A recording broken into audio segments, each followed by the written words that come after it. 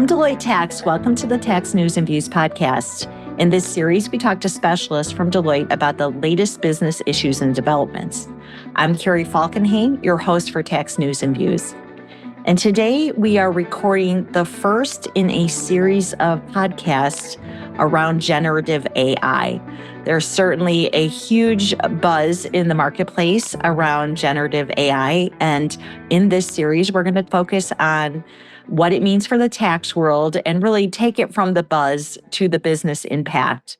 So our first session today is around unleashing the power of generative AI in tax and really around where do you start. So joining me today are two leaders in Deloitte's tax technology consulting practice, RJ Littleton and Ben Barudin. I'm going to start with you, RJ. Maybe you can just get us started on what has been happening in the world of generative AI. What are some of the trends that you've seen start to take hold? There was certainly a lot of buzz in late 2023, and where are we now? Hi, Carrie, and yeah, I think you nailed it. Still a tremendous amount of buzz in the market around Gen AI, and particularly for tax. We've seen a lot of movement over the past year in various different buckets. So maybe I break down a couple of areas I want to focus on. One, I think we've seen a lot of further advancements in enterprise platforms and what companies are doing in terms of getting environments ready to even be able to start the exploration journey around how Gen AI can impact tax.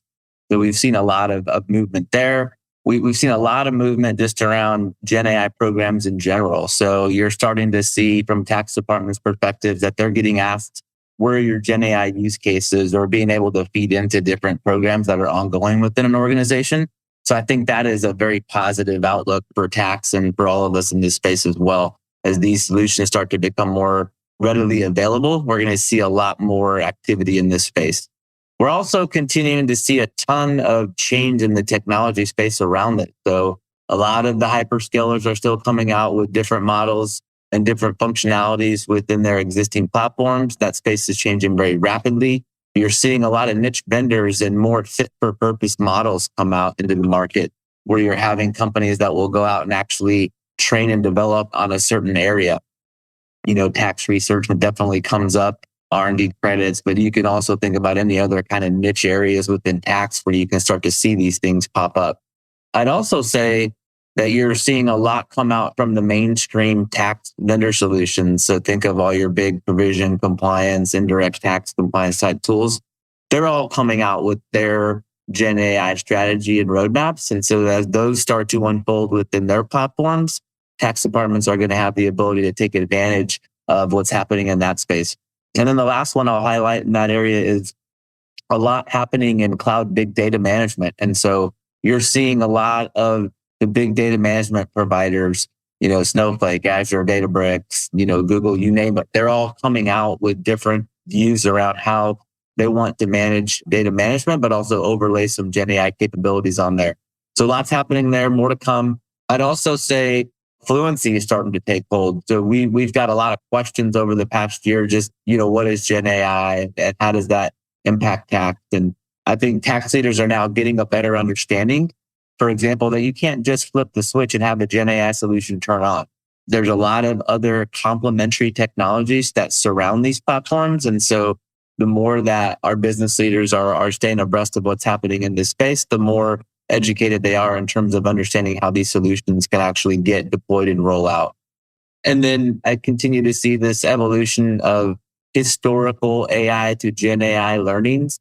So, think of, historically, you may have had more of a machine-based learning-based approach. Well, how does that translate into Gen AI models? And so you're starting to see this shift and overlay and complementary Gen AI and general automation solutions that are taking hold in the market. So take us through what is specifically happening within tax departments as they take on this opportunity.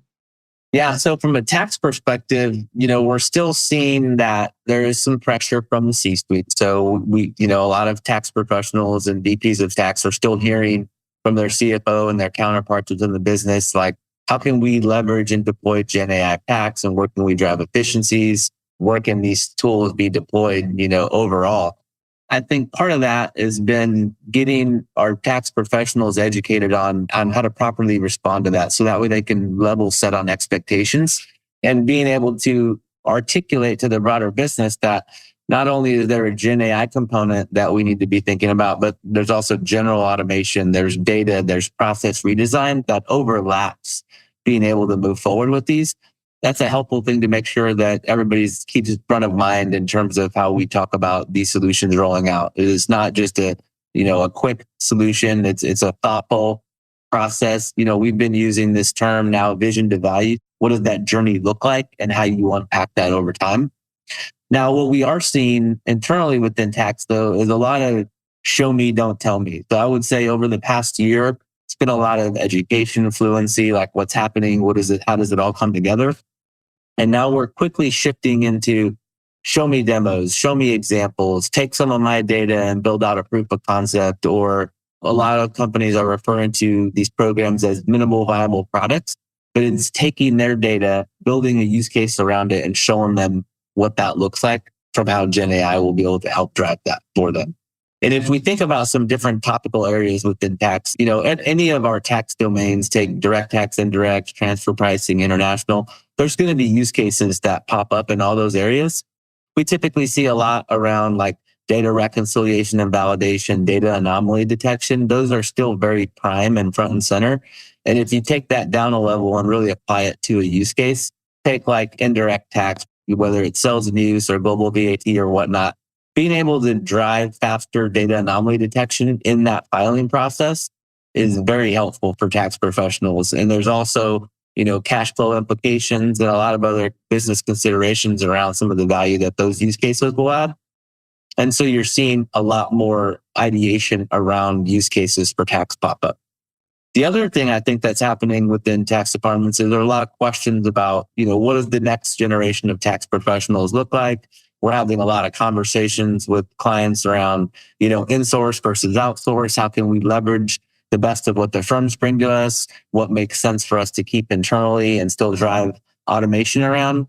And so that whole space is going to continue to evolve, especially as the tools start to settle down, but then also the knowledge and learnings of our professionals starts to shift more into this, call it this engagement with your data approach and how you're going to start to interact with these type of solutions on a go-forward basis. The other thing I think we're seeing a lot of is this kind of co-pilot based world where all of our tax professionals are going to have these AI agents or pilots that they're going to have at their disposal just to make them, better, faster, smarter professionals in general as they're executing on their day to day. You're seeing a lot of companies, they'll come out with their own branded Gen AI models that are fit for purpose, very generally around specifics within the organization, but they'll help like do things like drafting emails or potentially creating, content around, PowerPoints or presentations. We're not seeing a lot of those kind of general Gen AI tools that are directly embedded into financial data, which is where we see tax starting to get a lot of the benefit. But I'm very hopeful just because of all the advances and the movement around enterprise solutions that will start to trickle down into tax very quickly. And then lastly, just the interaction and engagement with the enterprise. As tax is becoming more knowledgeable of how these solutions work, there's really three pillars in which tax departments are going forward in this area. And one is enterprise solutions, which I mentioned, vendor applications, and then these co-pilot, call it personal productivity type tools. But all of these are getting tax a lot more closely aligned with the broader business. And so I think just being an overall good business partners is really starting to shine through from a tax perspective. RJ, that's really interesting. Can you give some more examples? Yeah, I think a couple of other hot areas that we're seeing some good use cases for tax is, seeing a lot right now. Just think about like tax planning strategies, for example, and IP ownership. And so there's some tax areas where not only can we drive some efficiencies from an overall program around where IP is developed, but there's a whole planning strategy around that. And so Gen AI enabled over those tax planning strategies is an area that's coming up quite a bit. So historically, tax has had to really stay very closely aligned to what's happening from a transactional level perspective and making sure that it's flowing through the ERP correctly so they don't blow tax planning strategies. And we're seeing Gen AI as an area that can overlay on top of those And I think that one's very interesting and it's resonating well with tax for a number of reasons. One is there's risk mitigation, but there's also real ROI that they can bring from a business case perspective. Another area, tax controversy notice management. We're seeing a lot of activity in that space for a couple of reasons. One is, on a notice management perspective, it's typically still very manual, get notices, need to get them, organized and digitized in a manner that you can actually start to track and make sense of those.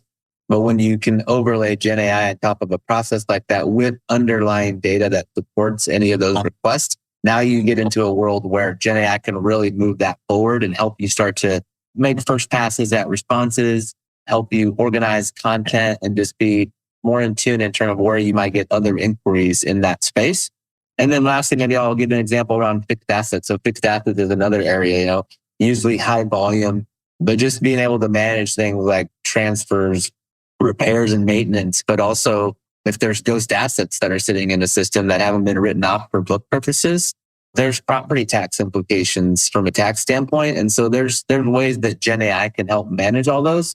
And those are just good areas to think about because when the business comes asking for use cases from tax, they're not also looking to create efficiencies and a better user experience for our professionals. But at the end of the day, we have to be able to produce ROI and substantiate the business case around it. And so hopefully those are some areas that will start driving some of that value within organizations. Terrific. Ben, let's bring you into this conversation. What are some of the things you're seeing companies face in order to take advantage of this technology? Yeah, thanks for the question. Kind of building on what RJ said, some of the findings that have been interesting to see is a lot of the exploration that companies have been doing over the last year has really allowed them to see that all of this is going to come back to a data-centric universe. And that shouldn't surprise any of us. But it's been one of those things where until clients are seeing their own data or maybe their lack of quality data going through a process where they're very interested in some potential benefit, they're able to see like, oh, if we don't have our data in order, this isn't going to work. And let me give you a really easy example. We played around with something as simple as like a book or a tax classification of certain transactions in an account. Something that we don't necessarily think as a potential Gen AI wow factor, but it's something we all in tax can relate to. And so part of our conversations over the last year is really trying to get tax organizations to be able to make this more relevant to them. And so something as simple as I look for tax sensitivity within an account, we can all relate to that. But how do we use Gen AI in that context? And so we've done some demos where we look at transaction level detail in certain client account fact patterns. And we say, okay, instead of you doing historically mapping these particular types of transactions or description to be tax sensitive, like something as simple as, do you see a restaurant name or a training description? Does that qualify as an M&E deduction? Let's use Gen AI to do something like that. And so as we see the lack of detail or maybe some inconsistencies in that data set, something as simple as that, Gen AI will struggle with. And so companies are like, oh, well, I really want to do something like that because now I see I won't have to maintain as many rules or I won't have to do as much detail on the go-forward basis. But I understand by looking at it through my data lens that I'm not going to be able to leverage that because I won't be able to rely upon it. So when we're seeing that, it's actually still beneficial because we're seeing that we have to point back to kind of these stepping stones of how do we get to the Gen AI future state. We really have to get our heads around what is our data management policy within tax, whether it's on the indirect side or on the direct side. As RJ alluded to earlier, we are huge users of data from upstream processes, accounting, FP&A, controllership, legal, but we also then create lots of unstructured data. And so being able to really look into how we could think about generative AI in a true application, we're going to have to think about a data management strategy that we haven't necessarily done before. The good news on that is converging with a lot of what the market is coming up with, not just within tax, but within the overall corporate organization. There are these now cloud-based data management kind of thinkings that are, hey, how do we get data from structured, unstructured, multimodality into an ability for Gen AI to then read that against a normalized or just consistent data structure and then be able to provide credible outcomes that you can rely upon. So it's really, it's kind of an eye awakening or an opening for resource, like down to the individual, for people to see, oh, I kind of now understand it's not as novel as it was last year. I'm starting to see how I could possibly apply it. But now the new thing that is happening is, but I understand that my data or my environment may not be ready for that type of application. And I have to start taking those pragmatic steps now in order to get it ready. I don't know, RJ, if you've seen something like similar, but just interested on your take as well. No, Ben, I think that's spot on. And I really like the call out around data because, we get the question all the time, like, hey, I really want to do a lot of stuff with Gen AI in my department, but there's not any tools available, or I'm not really using any of the functionality that's out there in existing platforms because it doesn't really fit my need. But if they start thinking about where can you focus your time and energy now, the data play is going to be big, right? You can control a lot of the data around tax, or at least get your arms around your requirements. And if you're not taking that step to get moving now on this Gen AI journey, you're going to be that much further behind when the organization is ready or they come knocking asking for tax use cases.